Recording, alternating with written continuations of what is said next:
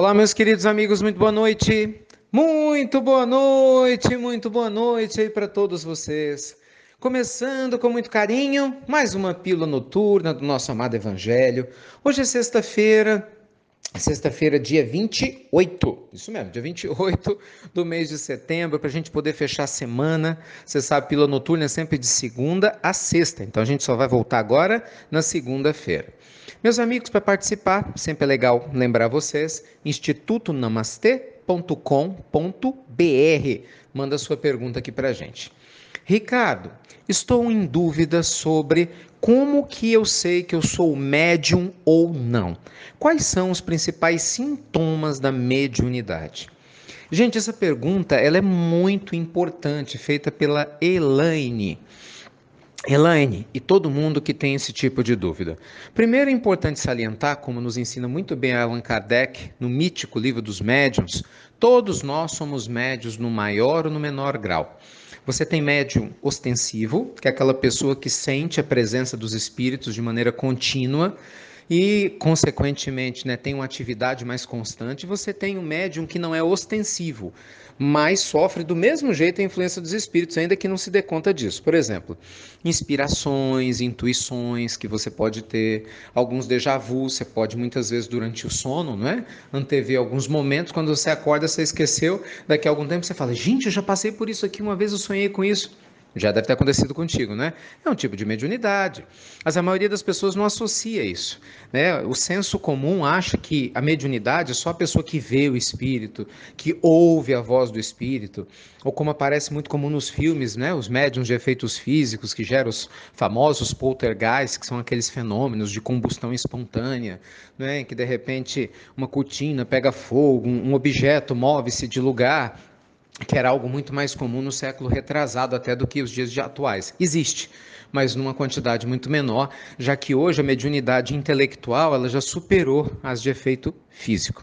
Mas quais são os grandes caracteres da mediunidade? Bem, você não tem uma formatação única. Existem possibilidades que têm que ser estudadas. Claro que você vai analisar isso caso a caso, mas vamos imaginar, você continuamente ouve vozes, ou, em alguns outros casos, a pessoa sente uma vontade enorme de escrever a ponto do braço doer, sendo que quando ela começa a escrever parece que algo toma conta do braço dela e ideias fluem no papel, mas a pessoa não reconhece essas ideias como sua. Muitas vezes você tem uma sensação estranhíssima de entrar em vários lugares, absorve energia, que não é tua. Você estava bem, depois que você saiu de um determinado lugar, você já não está mais tão bem assim. A gente fala que é um médio esponja, que ele é muito sensitivo. Muitas pessoas, inclusive, alteram muito o humor, né? Tem períodos de grande oscilação de humor, ficam com raiva de uma hora para outra, e às vezes a pessoa fala, não sou eu, não é comigo, não sei por que isso acontece comigo. O senso comum fala, essa pessoa é de lua, né? Assim, mas muitas vezes não tem nada disso. Ela pode ser uma médium, principalmente de sensibilidade acurada. Como a pessoa não se dá conta disso, ela absorve a sensação, as emoções de algumas entidades no lugar onde ela trabalha, onde ela almoça, no dia a dia, às vezes dentro da própria casa. Entende? Então, muitos desses sintomas podem ser mediunidade, não quer dizer que são.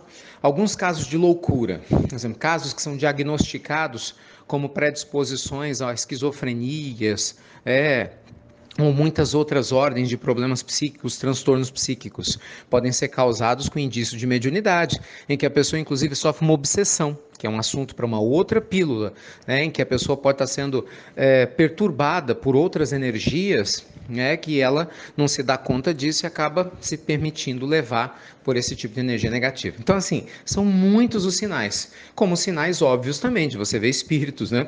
Isso está bem claro. Não é? De você dar passividade em alguns locais, alguns momentos. Tem gente que fica desacordado quando volta a si. Alguém fala, olha, fulano falou através de você. Então, gente, a infinidade é grande. A minha sugestão é que vocês leiam o Livro dos Médiuns, né? O Livro dos Médiuns é um clássico, é um livro histórico lançado por Allan Kardec. Sem dúvida alguma, lá você vai encontrar tudo o que você precisa para tirar suas dúvidas iniciais sobre o que é ou o que não é mediunidade. Eu não tenho dúvida que, se você quiser saber mais sobre esse tema, o melhor lugar é uma casa espírita. Vocês sabem, nossa pílula do evangelho não tem religião, mas a gente indica. Se você quiser saber algo ligado ao catolicismo, você tem que ir na igreja católica, né? Assim, quando alguém quer saber algo sobre meditação, o budismo vai te ensinar como ninguém. Mas sobre mediunidade, com certeza é a casa espírita que tem as informações muito mais adequadas, porque é quem mais conhece do assunto, quem mais estuda, quem mais pesquisa e quem mais com certeza vai te auxiliar a ter esse discernimento, tá certo? Bem, gente, nessa sequência diz o seguinte: Ricardo, eu tenho uma filhinha que vive olhando para a parede. Parece que ela tem um amiguinho imaginário. Isso é possível mesmo? Existe isso? As crianças são mais sensíveis a verem espíritos? Sem dúvida nenhuma. Né? Os famosos amigos imaginários. Por que isso acontece? Nem sempre é imaginário, né? O que acontece, gente, é que a reencarnação ela demora aproximadamente 7 anos para se dar por completo. Entre o período em que a gente reencarna e realmente completar a presença aqui na Terra. Então, na prática, o que é que significa isso? Que à medida que o bebê está se adaptando nos primeiros meses, ele ainda vive mais no mundo espiritual do que no mundo físico. Então, ele é muito mais suscetível de sentir a presença dos amigos espirituais e até percebê-los, inclusive de visualizá-los, do que à medida que ele vai se distanciando e se tornando, digamos, uma criança mais consciente de si. Ainda mais se for um bebê que traz consigo, né, a tendência a ser um médium ostensivo. Esse que vai realmente ter contato com espíritos desde cedo mesmo. Então é algo normal, não tem nada de mais. E não tem nada de ruim também, principalmente se o bebê está bem. E o que eu aconselho sempre é fazer o evangelho no lar, né? Se você é uma pessoa que faz o evangelho no lar, onde tem os seus filhos, seja ele um bebê, uma criança, uma adolescente, todos vão se beneficiar, inclusive, claro, você e a sua família. Sem dúvida alguma, é uma excelente dica. E, na medida do possível, sentiu que a mediunidade, vá a uma casa espírita, vá pedir orientação, que eu tenho certeza que você vai receber todo o apoio que você necessita, tá bom? Amigos, que Jesus te inspire sempre. Ótimo final de semana para todos vocês, luz e paz. Só lembrando, a quem está chegando agora e ainda deseja, está no finalzinho, né? Agora, domingo, termina as nossas inscrições oficialmente para o nosso último retiro espiritual do ano em Belo Horizonte. Quem sabe, hein? Você ainda não vem estar junto com a gente, vai ser maravilhoso. No mais, ótimo final de semana, obrigado por você compartilhar as pílulas do nosso amado Evangelho. E você já sabe, com toda a nossa gratidão, com todo o nosso carinho, até breve, meus queridos amigos, até muito, muito breve.